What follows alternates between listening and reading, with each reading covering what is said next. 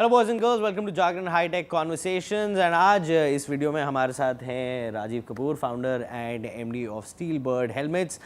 Thank you Rajiv for joining us on Jagran high tech conversations. Thank you. इस video में हम बात करने वाले हैं basically about the latest motor vehicle act and of course why helmet safety is the most important safety that you can gift yourself and your family while riding a bike. तो Rajiv, thank you for joining us. सबसे पहले मैं आपसे ये पूछना चाहूँगा कि कैसा लगा आपको ये देख के कि गवर्नमेंट फाइनली स्ट्रिक्ट हो गई मोटर व्हीकल रूल्स को लेके और एक बहुत ही शानदार मोटर व्हीकल एक्ट उन्होंने पास किया, जो कई लोग बोल रहे हैं कि थोड़ा सा डाइसी भी है, but for a safety custodian like you, आपको कैसा फील हुआ कि मोटर व्हीकल एक्ट जब लॉन्च हुआ? तो हमें तो बहुत अच्छा फील हुआ, बट सारे हिंदुस्तानियों को ये बहुत अच्छा फील हुआ, क्योंकि एक तो ये बहुत टाइम से वेटेड था। सबको पता था इसको आना है आना है आना है, और फाइनली ये आ ही गया। पर ये हर एक की पब्लिक इंटरेस्ट में ही है। ये सब हमारे लिए तो है, हिंदुस्तानियों की सेफ्टी के लिए तो है, और तो कोई इसका पर्पस ही नहीं है। तो ये बहुत पहले हो जाना चाहिए था। मैं तो कहता हूँ देर है दुरुस्त है। अब फाइनली ये आ गया है और ये अब बहुत अच्छे तरीके से इन्फोर्स हो जाएगा, तो हिंदुस्तान में बहुत जानें बचेंगी। बहुत फैमिलीज़ के जो बच्चे हैं जो मोटर एक्सीडेंट में मर जाते हैं, लोग उनको खो बैठते हैं, या कोई कमाने वाले माँ बाप होते हैं, बच्चे माँ बाप को खो बैठते हैं। अब ऐसा आने वाले समय में नहीं होगा। ड्रिंक एंड ड्राइव करके लोग रैश ड्राइविंग करते हैं, लोगों को फुटपाथ पे उड़ा देते हैं। आने वाले टाइम में ऐसा नहीं होएगा, तो बहुत अच्छा है ये हमारे लिए।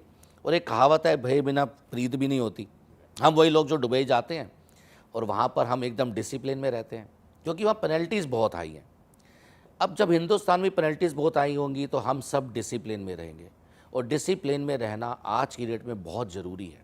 क्योंकि अगर आप WHO की रिपोर्ट पढ़ेंगे तो हिंदुस्तान में 3 लाख लोग रोड एक्सीडेंट में मारे जा रहे हैं हर साल।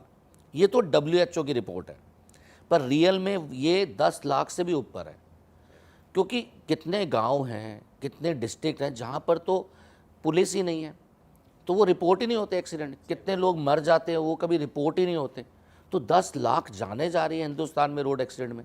ये बहुत बड़ी बात है। आपको लगता है कि जो अभी इन्होंने पेनल्टी स्टेज निकाली है वो ठीक थी, या फिर इससे भी हायर फाइन्स होने चाहिए थे ताकि लोग और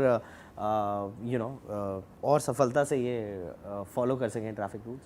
देखिए, मैं ये बोलूँगा जो आज पेनल्टीज़ करी हैं वो ठीक है, क्योंकि अगर आप और बहुत ज़्यादा पेनल्टीज़ कर देंगे तो हाहाकार मच जाएगी। क्योंकि आप स्टेप बाय स्टेप में ही लोगों को डिसिप्लिन में ला सकते हैं, आप इमीडिएट लोगों को डिसिप्लिन में नहीं ला सकते।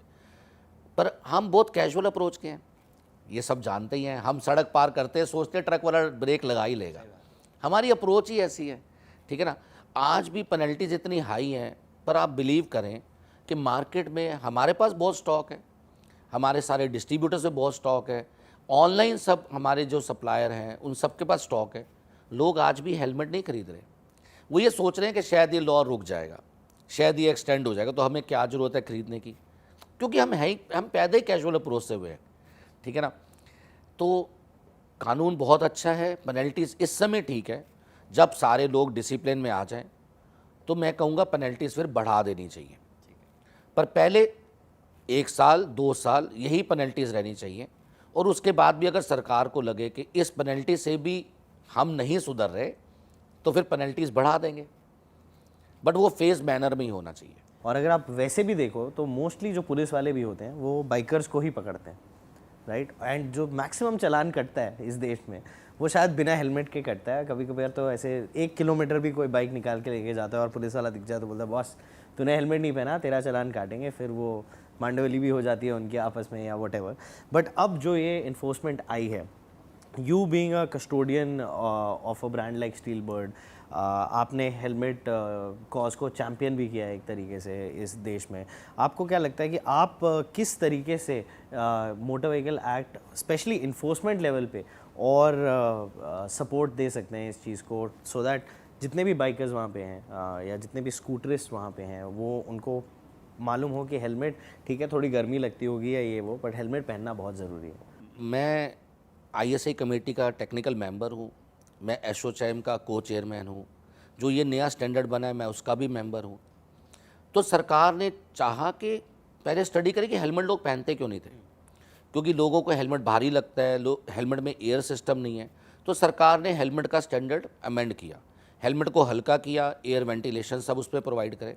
तो मैं जब भी मीटिंग्स में जाता हूँ रोड सेफ्टी की, एनजीओज़ के साथ, गवर्नमेंट्स के साथ, सब ये कहते हैं हमें बहुत प्रचार करना चाहिए, अवेयरनेस बढ़ानी चाहिए। और मैं हमेशा ये कहता हूँ अवेयरनेस से कुछ नहीं होगा। ठीक है, थोड़ा सा इम्पैक्ट आता है, पर आप देखें हर वक्त तंबाकू पे, सिगरेट पे, अल्कोहल पे कितनी अवेयरनेस है, पर क्या लोगों ने छोड़ दी? नहीं। जब तक सख्ती नहीं होगी तब तक कुछ नहीं होगा, जब तक चालान नहीं कटेंगे तब तक कुछ नहीं होगा। हम जरूर अवेयरनेस कर रहे हैं लोगों के लिए, पर जब तक चालान गवर्नमेंट नहीं काटेगी लोग हेलमेट नहीं पहनेंगे। आज भी आप दिल्ली में चले जाएं, 7 बजे के बाद आपको 20% टू व्हीलर राइडर मिलेगा जो हेलमेट नहीं पहनता, क्योंकि वो कहता है 7 बजे का पुलिस होती नहीं है तो मैं क्यों हेलमेट पहनूं। कभी भी आप देख लेना, 50% से ज़्यादा पिलियन राइडर होगा जो हेलमेट नहीं पहनता। पर वो ये नहीं सोच रहा ये तो भाई मेरे ही बेनिफिट के लिए है ना, वो इसको नहीं सोचता है। इनिशिएटिव्स बहुत जरूरी, पर आप देखिए आप अपना ख्याल तो खुद ही रखेंगे ना। सरकार जितने मर्जी इनिशिएटिव्स ले ले, पर अपना ख्याल तो आपको खुद ही रखना पड़ेगा। आपको खुद ही डिसिप्लिन में आना पड़ेगा कि भैया मेरे को ड्रिंक एंड ड्राइव नहीं करनी है ना। या मैं ड्राइवर रखूँगा या ओला उबर कैब पे आऊँगा या टैक्सी करके आऊँगा, ये तो आपको अपना ध्यान खुद ही रखना पड़ेगा। ठीक है, सरकार बहुत सारे इनिशिएटिव ले रही है। सरकार ने अक्षय कुमार जैसे एक्टर को हायर करा है ना, फॉर प्रमोशन, कि आप रोड एंड सेफ्टी के ऊपर कितना काम करा है ना, उसके साथ एडवर्टाइजमेंट बनाई, लेकिन उससे हुआ क्या? कुछ भी नहीं। लोग बस खुश हो गए कि अक्षय कुमार ने कुछ अक्षय किया। कुमार ये कह रहा है ना, सड़क तेरे बाप की है, आपने शायद सुना होगा। पर देखो दोस्त, सबको अपना ख्याल खुद ही रखना पड़ेगा, डिसिप्लिन में खुद ही आना पड़ेगा, और वो तभी आएंगे हम जब सरकार सख्ती करेगी, अदरवाइज हम कभी नहीं आएंगे, हम नहीं सुधरने वाले ऐसे। तो मोटा मोटा मैं ये समझूँ कि according to you I think जो रूल्स एंड रेगुलेशंस अभी इम्प्लीमेंट किए गए हैं, जो फाइन्स लीवे किए गए हैं, वो आप समझते हैं कि एकदम वो 100% सही है। लेकिन मैं एक सरकार को एक सजेशन देना चाहूँगा, कहना चाहूँगा कि आप drink and drive, rash driving, signal तोड़ने पे, जेब्रा क्रॉसिंग के ऊपर, है ना, इन सब के ऊपर तो आप इमीडिएटली पूरे हिंदुस्तान में चलान करें। ओवरलोडिंग के ऊपर, इस पे तो आप हिंदुस्तान में इमीडिएट चलान करें, और ये चलान की फिगर एकदम सही है जो उन्होंने पेनल्टी रखी है। लेकिन जो डॉक्यूमेंटेशन वाले रूल हैं, लाइसेंस, इंश्योरेंस, पॉल्यूशन, हेलमेट खरीदने का, इसको आप किश्तों में बांटें। मतलब कि आप पहले टायर 1 सिटीज़ में 3 महीने चलान करें जो डॉक्यूमेंटेशन और हेलमेट के ऊपर है, फिर आप टायर 2 में 3 महीने में चलान करें, फिर टायर 3 में 3 महीने बाद चलान करें। तो उससे 9 महीने मिल जाएंगे सरकार को, पब्लिक को, कि सब अपना पॉल्यूशन कर सकेंगे, लाइसेंस बना सकेंगे, इंश्योरेंस कर सकेंगे और हेलमेट खरीद सकेंगे। नहीं तो क्या होगा, पब्लिक में हाहाकार मच जाएगी। आज अगर आपको पॉल्यूशन कराना है तो आप देखो कितनी लंबी लाइन है, तो हर 3 महीने बाद उसको पॉल्यूशन कराना है, तो सरकार का भी इंफ्रास्ट्रक्चर जो है वो डेवलप हो जाएगा। तो सरकार को ऐसे ही करना चाहिए, पहले 3 महीने टायर 1 सिटीज़ के अंदर लागू करें, डॉक्यूमेंटेशन की बात करो, बाकी सब में तो पूरे पे होना चाहिए, डॉक्यूमेंटेशन एंड हेलमेट, और फिर टायर 2, फिर टायर 3। इससे पूरे हिंदुस्तान में 9 महीने में मोटर व्हीकल एक्ट बहुत सुचारू रूप से लागू हो जाएगा। नहीं, आपने एक बहुत अच्छा सुझाव दिया है यहाँ पे। आई होप अगर सरकार से कोई सुन रहा हो तो डेफिनेटली आप सोच सकते हैं इस बारे में करने के लिए, क्योंकि डॉक्यूमेंटेशन पे ही सबसे मोटे फाइन भी हैं एक तरीके से अगर देखा जाए। And of course infrastructure India का धीरे धीरे ढल जाता है अकॉर्डिंग टू द रूल्स। चलिए, लास्टली हम ये आपसे पूछना चाहेंगे राजीव जी कि टेक्नोलॉजी का कितना महत्व रहता है in terms of road safety, क्योंकि हम देख रहे हैं आज की डेट में कनेक्टेड कार्स आ रही हैं, कई लोग कनेक्टेड बाइक्स लेके आ रहे हैं, इलेक्ट्रिफिकेशन की भी बहुत बात हो रही है जिसमें आपको बहुत अमेजिंग टेक्नोलॉजी ओरिएंटेड बाइक्स देखने को मिल रही है। आजकल चाबी नहीं है, फ़ोन से आप स्टार्ट कर सकते हो। तो हेलमेट्स के मामले में हम क्या देख पाएंगे स्टील बर्ड की ओर से? देखिए, टेक्नोलॉजी बगैर तो कुछ आगे होने वाला ही नहीं है ना। हम तो अब टेक की दुनिया में जी रहे हैं। अब तो आने वाले टाइम में सब कुछ फ़ोन पे ही होना है। अब मुझे ही लैपटॉप खोले हुए कितना टाइम हो गया, मेरे ख्याल से 2 साल से तो मैंने लैपटॉप ही नहीं खोला होगा। बहुत रेयर काम कर, सब कुछ फ़ोन पे ही हो रहा है। तो आगे तो सब कुछ टेक्नोलॉजी बेस ही हर चीज़ होनी है। ऑटो ड्राइवर्स आ रहे हैं, ऑटो कार्स आ रही हैं, सब कुछ ऑटो आ रहा है। लेकिन हिंदुस्तान में अभी टेक्नोलॉजी को लेकर नॉर्म्स नहीं आए हैं, ये एक बहुत बड़ी प्रॉब्लम है। अगर आप देखेंगे गाड़ी में ब्लूटूथ प्रोवाइड हो रहा है, बाइक्स में भी ब्लूटूथ प्रोवाइड हो रहा है, लेकिन आप गाड़ी चलाते हुए बात नहीं कर सकते, आपको उस पर चलान है। ऐसे ही हेलमेट्स में ब्लूटूथ प्रोवाइड तो हो रहा है, पर उसका अभी तक ये नोटिफिकेशन नहीं आया है कि आप बाइक चलाते हुए हेलमेट पहन के बाइक चलाते हुए बात कर सकते हैं। करनी नहीं चाहिए, बट नहीं, ऑन द अनदर हैंड जी ठीक है, पर आप एक बात सोचें, पूरे वर्ल्ड में सारे ब्लूटूथ हेलमेट्स आ रहे हैं, टेक्नोलॉजीज वाली कार आ रही हैं। अब वर्ल्ड में तो ड्राइवर होता नहीं। आप अगर यूरोप चले जाएंगे, अमेरिका चले जाएंगे, तो वहाँ तो ड्राइवर को रखने का मतलब है $10,000 7 लाख तनख्वाह उसकी महीने की, वो तो आप रख नहीं सकते। सारे वर्ल्ड में आप गाड़ी चलाते हुए बात करते हैं, ठीक है, पर आपका ध्यान थोड़ा, आप कोई हाथ थोड़ा छोड़ रहे हैं, आप तो ब्लूटूथ पे बात कर रहे हैं। ऐसे ही अगर आप मोटरसाइकिल चला रहे हैं और आपके हेलमेट के अंदर GPS डिवाइस लगा हुआ है और वो आपको लेफ़्ट राइट और सब कुछ बता रहा है, तो उसमें कोई हर्ज नहीं है। पर अभी वो कानून नहीं आया। सरकार को चाहिए कि इसके ऊपर भी ध्यान दे और टेक्नोलॉजी बेस्ड कुछ सहूलियत आपको देनी पड़ेगी, क्योंकि अगर आप गाड़ी चला रहे हैं और ड्राइवर, कल हिंदुस्तान भी जब बहुत तरक्की कर लेगा, यहाँ भी ड्राइवर नहीं मिलेंगे, तो आप क्या करेंगे? 4 घंटे किसी से बात नहीं करेंगे, तो फिर बिजनेस कैसे करेंगे? तो टेक्नोलॉजी बेस हिंदुस्तान में स्टैंडर्ड्स आने चाहिए, राहत मिलनी चाहिए। ठीक है, कोई अपने हाथ छोड़ के बात कर रहा है तो वो गलत है, कोई फ़ोन ऐसे कान में लगा के बात कर रहा है तो वो गलत है, पर अगर वो ब्लूटूथ से बात कर रहा है तो वो सरकार को आगे अलाउ करना चाहिए। सो फाइनली मैं आपसे एक फॉलोअप क्वेश्चन ये पूछना चाहूँगा कि बाइक मैन्युफैक्चरर्स या फिर स्कूटर मैन्युफैक्चरर्स जो हैं इंडिया में, उनको क्या कदम उठाना चाहिए? ऐसा नहीं है कि वो रोड सेफ्टी कदम नहीं उठाते, बट वो ऐसा क्या कदम उठा सकते हैं इस समय अकॉर्डिंग टू यू कि हेलमेट वेयरिंग अवेयरनेस और इस देश में हो और लोग हेलमेट पहने, चाहे वो पिलियन हो बाइक पे, चाहे वो राइडर हो, दोनों हेलमेट पहने। ऐसा क्या वो कर सकते हैं? ऐसा जी, टू व्हीलर मैन्युफैक्चरर्स को कदम तो बहुत उठाने चाहिए, वो उठा भी रहे हैं, ऐसा नहीं है। वो रोड सेफ्टी पे बहुत काम करते हैं, है ना, वो हेलमेट्स भी प्रोवाइड कर रहे हैं, क्योंकि हमारे मोटर व्हीकल एक्ट में कानून है कि टू व्हीलर बनाने वालों को हेलमेट साथ सप्लाई करना है। ये कानून बना हुआ है और इसको कानून को बने हुए कई साल हो गए हैं, पर टू व्हीलर मैन्युफैक्चरर्स वो हेलमेट प्रोवाइड नहीं कर रहे हैं।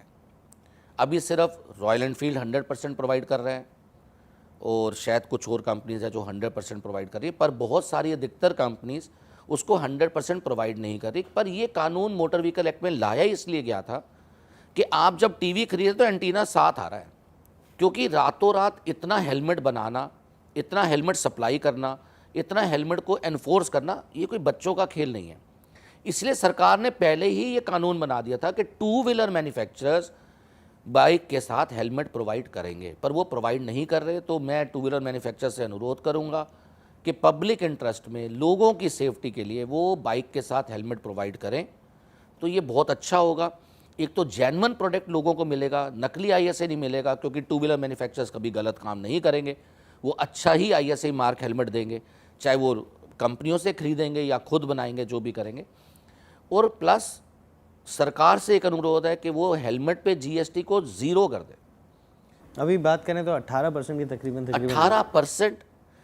18% GST लगाया हुआ है सरकार ने हेलमेट पे एज अ लग्जरी प्रोडक्ट, पर हेलमेट लग्जरी प्रोडक्ट नहीं है, it's a life saving product. It's a life saving product. तो सरकार को चाहिए कि उस पर GST 0 कर दे, बल्कि मैं कहूँगा सरकार को छोड़ भी दे अपने तरफ से, क्योंकि सरकार का रोड सेफ्टी के ऊपर 3% ऑफ द GDP का खर्चा होता है।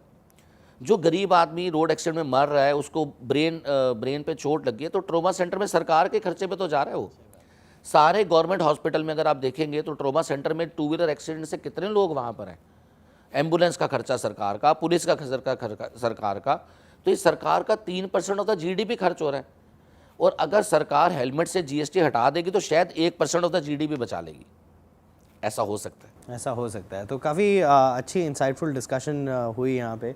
चलिए, थैंक यू राजीव, आपने यहाँ पे बहुत सारी इंसाइट्स दी हमें ऑन जागरण हाईटेक कॉन्वर्सेशंस। काफ़ी अच्छा लगा आपसे मिलके। हम बहुत जल्द एक फॉलोअप भी करेंगे। हो सकता है कुछ जो आपने सुझाव दिए सरकार को, हो सकता है वो इम्प्लीमेंट हो जाए। अगर कोई देख रहा हो वहाँ पे करना चाहे तो ज़रूर करें।